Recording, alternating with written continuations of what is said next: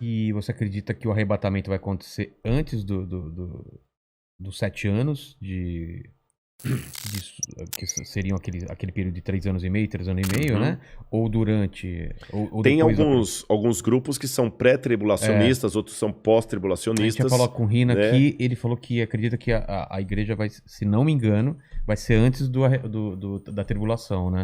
Eu acredito que a igreja passará pela grande tribulação, Vivenciando? vivenciando. Eu acredito que Ah, sim. é? Por várias razões. A primeira delas, você sabe que toda a doutrina de arrebatamento da igreja, dispensacionalismo, Arrebatamento, pro pessoal que não tá acostumado, como você explicaria? tá, eu vou resumir o que é o arrebatamento. Tá. Vocês já ouviram falar, pessoal, aqui num filme chamado Deixados para Trás, de Tim LaHaye, Eu vi, mas eu não Left sei. Behind, né? Talvez o pessoal... Ainda vão criar uma tecnologia que a gente fala assim, eu ouvi, a gente vai ouvir, né? Já ouvi aqui. O pessoal... Esse filme mostra mais ou menos essa ideia. A ideia do arrebatamento é que o anticristo será um líder mundial, carismático, e quando ele começar a dominar a Terra, um pouco antes dele exercer sua hegemonia, a igreja vai começar a desaparecer. Pessoas sumindo. O avião vai ficar desgovernado, aqui, vai tá cair. Aqui, o mandíbula tal, desapareceu lá. samba, então vai ficar só a roupa lá e tudo e tal. Aqueles que estudam a profecia vão entender que ali foi a igreja que foi arrebatada. E quem ficar para trás é que não estava suficientemente espiritual para ser levantado. Aí vão começar 7 anos de sofrimento na terra em que o anticristo vai dominar. E ele vai perseguir aqueles que não estavam tão bem preparados. Muitos judeus nessa época vão se converter. E depois desses 7 anos é que Cristo vem com poder e grande glória com aqueles que foram arrebatados para estabelecer o reino dele de 1000 anos. O milênio. Mas a igreja mesmo não estará nessa tribulação de 7 anos, será tirada antes. Isso é o que diz a doutrina chamada doutrina do arrebatamento secreto ou dispensacionalismo. Eu, Rodrigo, particularmente, eu não sou adepto a essa visão de fim de mundo. Por quais razões? Vou tentar resumir aqui para não ser muito prolixo, que o nosso horário até já está bem avançado.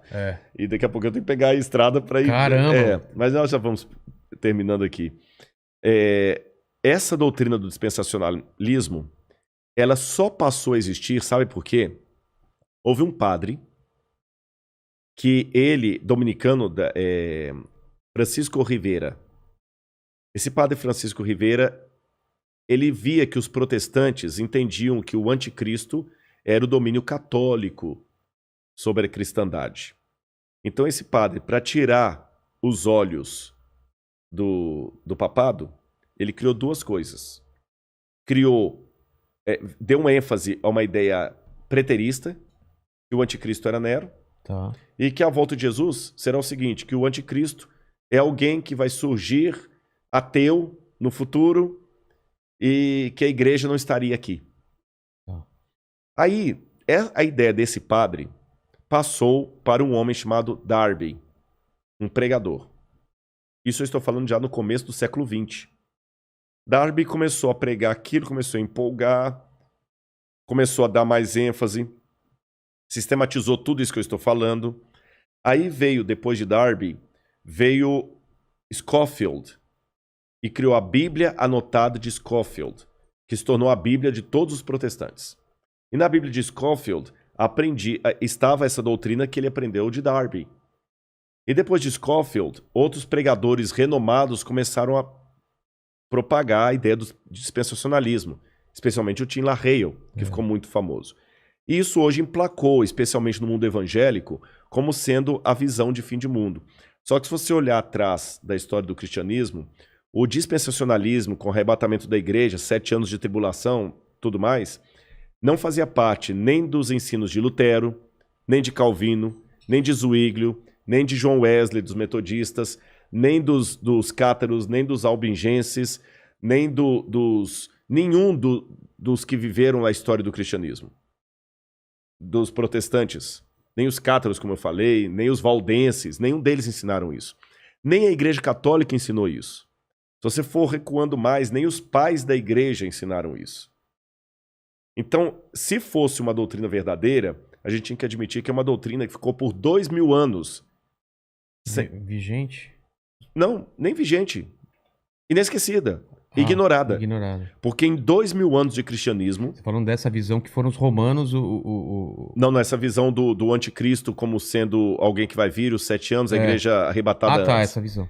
2000 anos, essa visão ficou completamente desconhecida do cristianismo. E veio à tona... Não tem nenhum autor cristão que fala dela.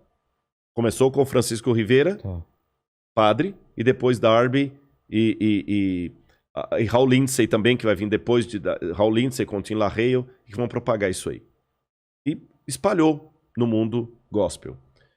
Mas, biblicamente, eu tenho dificuldade de aceitá-la por algumas razões. Em primeiro lugar, a volta de Jesus na Bíblia é descrita, e quando eu falo eu acredito assim, eu estou falando Lutero, Zwinglio, Calvino, todo esse pessoal aí, né? Ela será com poder e grande glória. Todo olho o verá. Até aqueles que o traspassaram. A Bíblia não fala de um arrebatamento secreto. Não fala. Em momento... mas como é que Rodrigo lá em Tessalonicenses fala? Seremos arrebatados no abrir e fechar de olhos. A palavra arrebatados ali significa tirado de um lugar e levado para outro. Não fala em arrebatamento secreto. Jesus fala, porque assim como o relâmpago que sai do Oriente e se mostra até no Ocidente, assim há de ser a vinda do Filho do Homem. Então não é uma coisa secreta. Com essas coisas em mente, outro detalhe, o Apocalipse fala que Deus guardará o povo dele na aprovação que há de vir. Algumas traduções falam da aprovação. Guardará em meio à aprovação. Tá certo? A Arca de Noé, que é tomada por modelo de muitos, até em Jesus também, que fala, assim como foi nos dias do dilúvio, será na vinda do Filho do Homem, a família de Noé que foi salva, ela foi protegida do dilúvio, mas não retirada do dilúvio. Foi ela protegida, mas passou pelo dilúvio. Passou. Então, com esses e outros elementos, que eu precisaria de mais tempo para decidir, mas eu entendi a visão. Eu acredito que Jesus vai voltar com poder e grande glória depois do período da grande tribulação. A grande tribulação antecipa a volta de Jesus, porque Mateus fala, logo em seguida, a tribulação daqueles dias, fala da Idade Média, o sol escurecerá, a lua não dará sua claridade, etc, etc, etc, etc. E depois Daniel fala também que haveria um grande tempo de angústia, o qual nunca houve. Aí vem a vinda de Cristo. Tá certo? E nesse tempo de angústia, o qual nunca houve, o povo de Deus vai ser perseguido pelo anticristo e pelos que aderirem ao anticristo. Eu não sei se eu estarei vivo nessa época, mas se eu estiver, eu peço a Deus que eu fique firme ao lado de Deus e você também. Amém. E a volta de Cristo é aquela esperança que acalenta o nosso coração.